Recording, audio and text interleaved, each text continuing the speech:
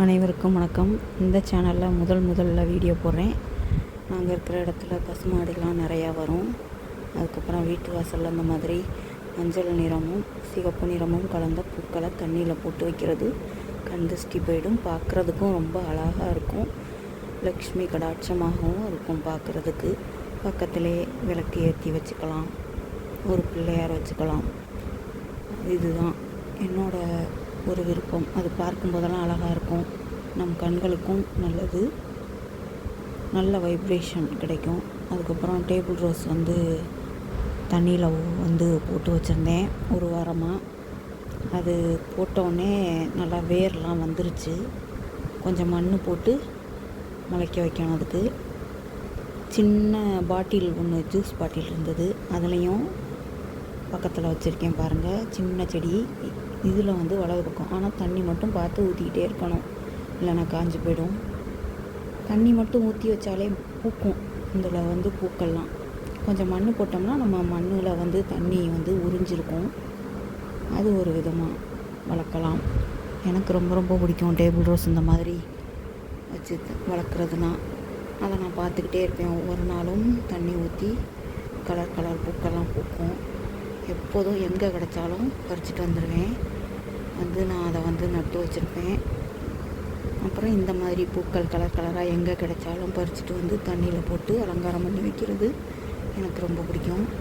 அதுக்கப்புறம் அயன் குறைவாக இருக்குன்ட்டு டேப்லெட்டு போடுறது பத்தாதுன்னு சாப்பாடு மூலம்தான் ஏற்றணும்னு சொல்லியிருக்காங்க.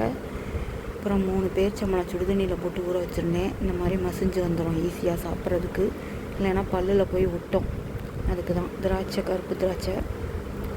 இந்த திராட்சையை விட நல்லா ட்ரையான திராட்சையை நம்ம நாள் நைட்டே கழுவிட்டு தண்ணியில் ஊற வச்சு மறுநாள் காலையில் வெறும் வயிற்றில் சாப்பிட்டு அதை ஊற வச்ச தண்ணியையும் குடிச்சிடணும். ஒரு 4-5 பழம் போட்டு ஊற வச்சோம்னா போதும் டெய்லி. அதுக்கப்புறம் டிஃபன் சாப்பிட்டதுக்கப்புறம் டீயை போட்டு பாதாம் பால் மிக்ஸ் கலந்து குடிச்சிட்டேன். எனக்கு பாதாம் பால், அவருக்கு டீயை போட்டு கொடுத்தேன். அப்புறம் ஊருக்கு போனப்போ 4வது டைம் ட்ரிப்ஸு போட்டாச்சு. டாக்டர் சொல்கிறாரு, உணவு மூலமாக தான் பிளட் இன்க்ரீஸ் பண்ணணும். இது அர்ஜென்ட்டுக்கு மட்டும்தான் ட்ரிப்ஸு. நம்ம போட்டது கூட டக்குன்னு இறங்கிடும். அதனால் நீங்கள் சாப்பாடு கரெக்டாக சாப்பிட்டா தான் ஹெல்த்து மூலமாக தான் சரி பண்ண முடியும். உணவு தான் மருந்து அப்படின்னு சொல்லிட்டாரு. அப்புறம் மீன் குழம்பு இருந்தது, இட்லியை வச்சு சாப்பிட்டோம். நாள் மீன் குழம்பு வச்சு சனிக்கிழமை, ஞாயிற்றுக்கிழமை காலையில் ட்ரிப்ஸ் போடுறதுக்கு முன்னாடி இட்லி வச்சு மீன் குழம்பு வச்சு சாப்பிட்டேன். நான் மதியானம் கொஞ்சம் வச்சுட்டேன். பாப்பா தொடவே இல்லை. அவளுக்கு வாயில் முள் குத்தும் அப்படின்றதுனாலையே அவளுக்கு இறால் தான் பிடிக்கும். அதனால் வேணான்னு சொல்லிட்டா. அப்புறம் நான் மட்டும் இட்லிக்கு குழம்பு ஊற்றி சாப்பிட்டேன். நாள் சாதத்துக்கு வச்சு சாப்பிட்டேன். கரெக்டாக இருந்தது. மாமா பசங்களுக்கு வாங்கி கொடுத்து அவங்களையும் சாப்பிட சொல்லி அவங்களுக்கும் செஞ்சு சாப்பிட சொல்லியாச்சு. அதனால் எனக்கு கொஞ்சம் கூட இருந்துச்சு, அது போதும் அப்படின்ட்டு நான் சாப்பிட்டேன். நானே செய்வேன், வாங்கி கொடுக்கணும். வீட்டில் இருக்கவங்க தான் சரியாக செய்யணும். அப்புறம் அவங்களுக்கு தேவையானதெல்லாம் நம்ம செய்யணும்னு எதிர்பார்க்குறாங்க. நம்மளுக்கு தேவையானதை செஞ்சால் தானே நம்ம செய்ய முடியும். அது எந்த அளவுக்கு புரியுதுன்னு தெரியலை. அவரவர் எண்ணம் போல் வாழ்க்கை, அவ்வளோதான். இது நாள் சாப்பிட்டோம். இது சனிக்கிழமை காலையில் சாப்பிட்டது.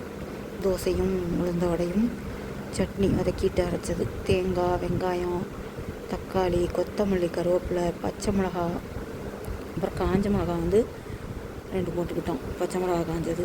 அப்புறம் எனக்கு வெஜிடபிள் ரொம்ப ரொம்ப பிடிக்கும்னு சொல்லுவேன் இல்லையா. இதை பாருங்கள், அந்த முள்ளங்கி, கேரட் எவ்வளோ கலராக இயற்கையாக இருக்குது. இதுதாங்க எனக்கு வெஜிடபிள் ரொம்ப ரொம்ப பிடிக்கிறது காரணம். அதுக்கப்புறம் ரசம் வச்சு சாப்பிட்டேன். அதுக்கப்புறம் பணியாரம் மாதிரி செஞ்சேங்க. மாவு அது ரசம் இல்லை, சுண்டக்காய் குழம்பு. சுண்டக்காய் குழம்பு வச்சு மதியானம் சாப்பிட்டேன். அதுக்கப்புறம் பணியாரம் மாதிரி ஊற்றி சாப்பிட்டேன், தக்காளி சட்னி வச்சு. மாவு டெய்லி தோசை இட்லியே சாப்பிட்றோம்ட்டு ஒரு வித்தியாசமாக பணியார சட்டி கழுவ போட்டிருந்தேன்னா, அது நான்ஸ்டிக் தவா வாங்கி வச்சுருக்கேன். சரி, வித்தியாசமாக சாப்பிட்டோம்னா கொஞ்சம் இன்ட்ரெஸ்ட்டாக இருக்கும் சாப்பிட அப்படின்ட்டு தக்காளி சட்னியை வச்சு குழி பணியாரம் மாதிரி செஞ்சு சாப்பிட்டேன். அதுக்கப்புறம் பாப்பா அவங்க பெரிய பட்டை பரோட்டா வாங்கி கொடுத்தாரு. பரோட்டா, ப்ளைன் பரோட்டா எனக்கு வேணாம். இது 65 தின்னு முடிச்சாச்சு. இது ப்ளைன் பரோட்டா ஒன்று சாப்பிட்டு மிச்சத்தை பரோட்டா முட்டை போட்டு செஞ்சு சாப்பிட்டா. இது வந்து வெள்ளிக்கிழமை, ஆடி வெள்ளி முதல் வெள்ளி அப்படின்றதுனால சாயந்தரம் குளிச்சுட்டு விளக்கேற்றிட்டு வாசலெல்லாம் மஞ்சள் குங்குமம் அந்த கோயிலேருந்து அபிஷேகம் கொடுத்துருந்தாங்க, மஞ்சள் அபிஷேகம். அந்த அபிஷேக தண்ணியை ஊற்றிட்டு வாசல்லாம் தொளிக்க சொன்னாங்க, வெளியில் வீட்டுக்குள்ளே எல்லாத்துலேயும். சரி, நான் அதையும் தொளிச்சு விட்டுட்டு மஞ்சள் குங்குமம்